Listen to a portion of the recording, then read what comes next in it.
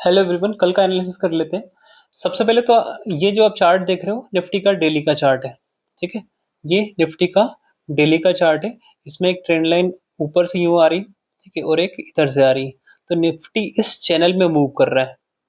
ठीक है, निफ्टी क्या कर रहा है, इस चैनल में मूव कर रहा है।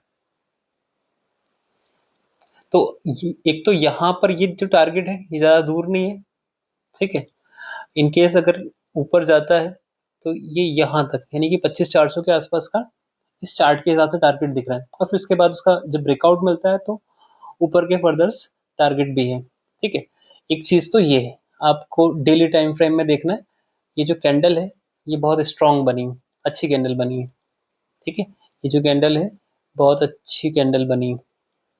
ठीक, अब इसके बाद में चलते हैं 4 आवर्स के चार्ट में। ठीक है, तो ये 4 आवर्स के चार्ट पे आपको दिखाई दे रहा होगा, यहाँ से रिजेक्शन आ रहा है 25,220 का, जो हमने पहले भी डिस्कस किया था। ये एक रिजेक्शन पॉइंट है। तो इन केस अगर कल हमें कॉल साइड में जाना है, बाइंग साइड में जाना है, तो जब तक इस लेवल को अच्छी स्ट्रॉन्ग कैंडल से चार्ट ब्रेक नहीं करता है, ठीक है, रिटेस्ट देता है, तब हमारी एंट्री बनेगी। एक चीज, इन केस अगर मार्केट बाइंग साइड में जाएगा तब हमें प्रिडिक्ट नहीं करना है, हमें वेट करना है, देखना है मार्केट में क्या होता है। ठीक है, जो भी होगा उसके हिसाब से हम रिएक्ट करेंगे। मैं हमेशा बोलता हूँ आप लोगों को, we need to react on the market, not to predict. Okay, great. So ये आपका डेली चार्ट था, ये आपका 4 आवर का चार्ट था। ओके, अब बात कर लेते हैं लेवल्स की। ये ऑलरेडी लेवल्स मैंने बनाए हुए हैं। ठीक है, एक तो ये था कि 25,220 का जो है एक रेजिस्टेंस है हमारे पास। दूसरा, एक ट्रेंड लाइन आ रही है हमारे पास। ठीक है, दूसरा हमारे पास एक ट्रेंड लाइन आ रही है। ये ट्रेंड लाइन दिखाई दे रही है आपको? ठीक है, ये एक ट्रेंड लाइन आ रही है, ये। तो एक ये तो 25,220 को अच्छे से क्रॉस कर ले स्ट्रॉन्ग कैंडल के साथ में, या फिर इस ट्रेंड लाइन को ब्रेक कर दे, तो इसके ऊपर भी क्या हो सकता है, हमें एक ट्रेड मिल सकता है। ये तो बात थी इनकेस अगर मार्केट ऊपर जाता है तब। दूसरा, आज क्या हुआ था वो तो ट्रेड मैंने शेयर किया ही था, है ना, एक रील में।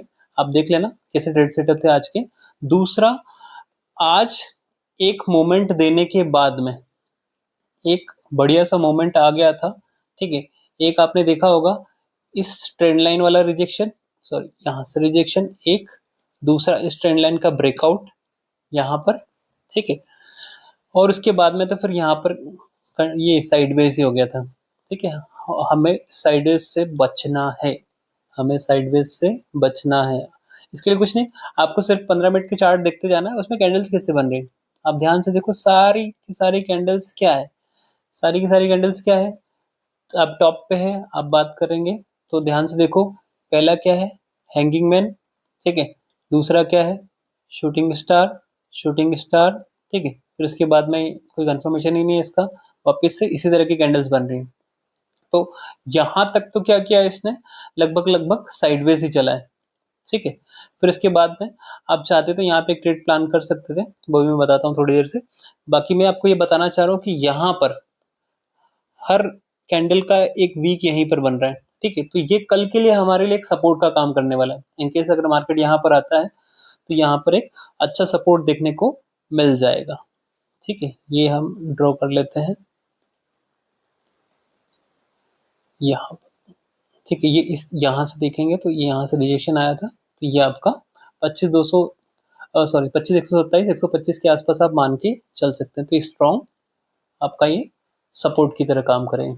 ठीक है, तो दो लेवल मिल गए हमें, कौन कौन से, एक तो 25,127 का, दूसरा 25,220 का। तो ये जो रेंज है, ये जो रेंज है आपकी, ये नो ट्रेड रेंज है।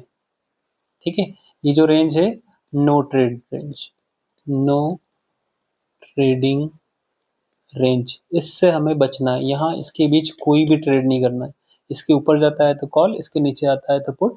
फिर टारगेट क्या होंगे, 50 पॉइंट की रेंज में चले जाएंगे। ठीक है, तो और एक ट्रेंड लाइन का भी ध्यान रखना है। ठीक है, अब ये वाली तो इनवैलिड हो गई, ये वाली तो क्या हो गई, इनवैलिड हो गई है। ठीक है, अच्छा अच्छा, तो समझ में आ गया। इस रेंज के बीच में तो बिल्कुल रहना ही नहीं, इसके बाहर हमें ट्रेड मिल सकता है, ठीक है। बाकी स्ट्रिक्ट एसएल फॉलो करना है।